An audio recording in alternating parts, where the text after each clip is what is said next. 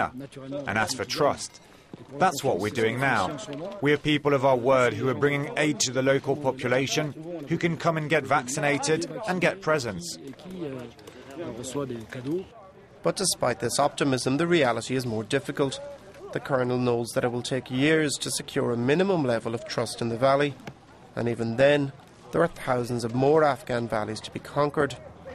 At the same time, close to the mosque, 4-Band 4 section are not yet about to take stock after the battle.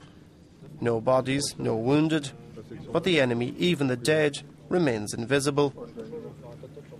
Olivier, Gégé and Tony are forced to wait for information transmitted by the Afghan National Army. 8 dead, including 2 commanders. Provisional. Word from base. Abdul Rahman in the crowd. Intel missing him. We're going to stay here for the night, as we have already been attacked in these positions. They already know where we are, and with the poor visibility at night, we're going to have a lot of trouble. So we're stepping up operations. Night falls, the weather gets colder. Nobody in the section wants to spend the night here. But the Taliban's chief in the valley was killed in the battle. The insurgents would have good reason to avenge him. So the orders are for the porpoises to remain in position, just in case. One of the group thinks it's a dangerous situation.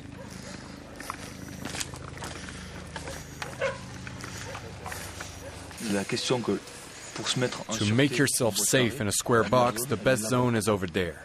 We lock down the east, lock down the south, lock down over there to the west, on the wall you can see from here, and a group that locks down the rear. That's the best position. We have enough from base to do it. For me, it's not here. I'm sorry.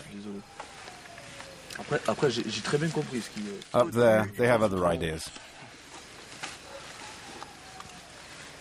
Well, they might have other ideas, but they can't see the terrain. The unit feels vulnerable. It settles in for the night with watchmen and guard towers. It's only 8 p.m. and the temperature's already hit 0. It's going to be a long night.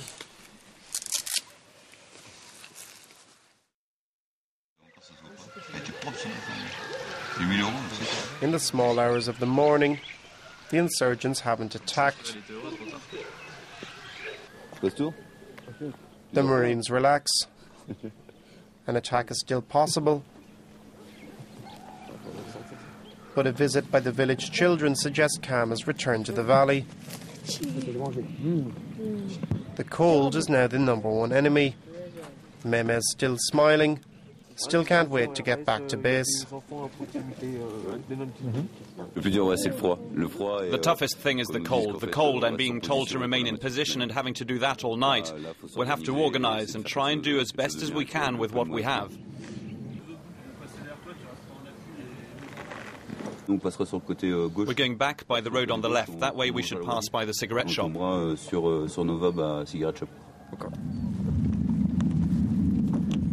At daybreak, the company sends armoured vehicles out to the men. The order comes to return to base. The lieutenant can hardly believe it. We leave Rhesus and Charlie 20, direction base. We leave for the base now? Are you sure you got that right? Yes, yes. The way back is a bit rougher after a 30-hour operation.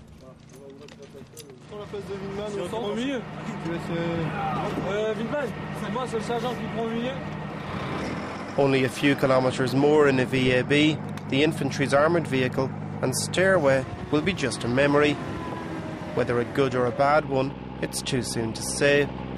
Because the soldiers, even the more gung-ho among them, often get traumatised at a later date.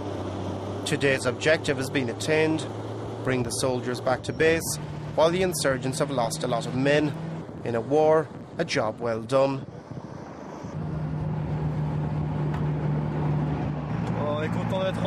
We're happy to be back, and there was a bit of action. Seeing as things went well, it was good to see some action. And it looked like it was a good result. We took out their chiefs, and that's good for the morale of everyone.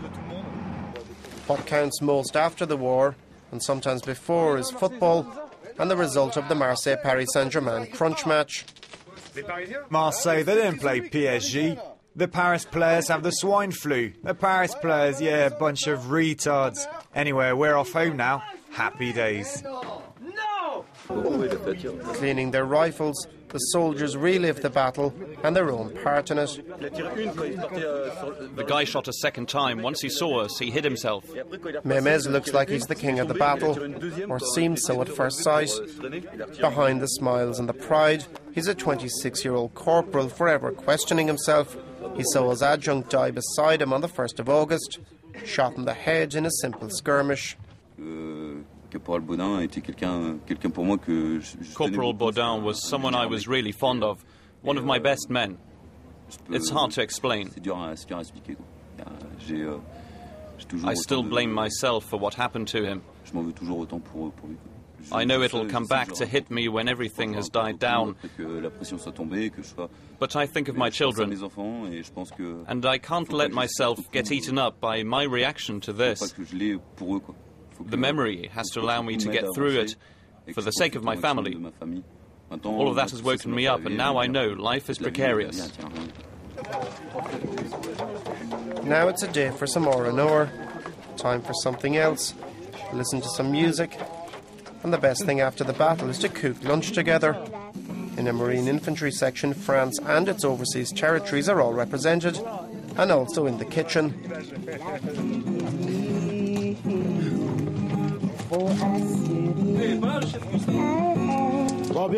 Welcome. Today's nosh is cooked up by the great Cameroon chef Abderrahman. On the menu, rice and pasta. Far from the political speeches in Paris, they fight against a clear and present enemy. They have done what's asked of them, while acknowledging that in this war there are neither winners nor losers. You usually go to a country and win the war. And we're not sure to win it. Nobody's sure, and we did all that today for nothing. The fact you're facing them and you're incapable of doing anything, it's sickening. But we don't have any choice, we have to spare civilians. Do you feel it's an endless war?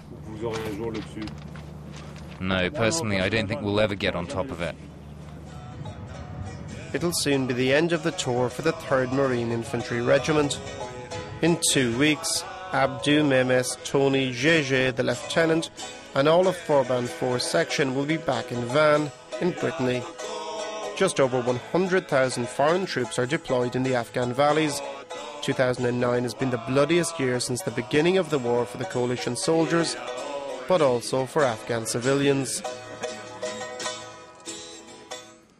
So, English commentary there by Oliver Farry, the report put together by Luca Manger and our cameraman Johan Baudin there, following the 3rd Regiment French Marines, Section Forband 4, and our respects to them. Our guests in the studio, Hall Gardner from the American University in Paris and Pierre Connaisse from Compagnie Européenne d'Intelligence Stratégique.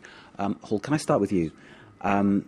We saw, obviously, some very, very scary scenes, and we heard some very, very honest testimony from the soldiers there, one of whom saying that basically he thinks it's a lost cause, the war can't be won, which makes me put to you the question, is this another Vietnam scenario?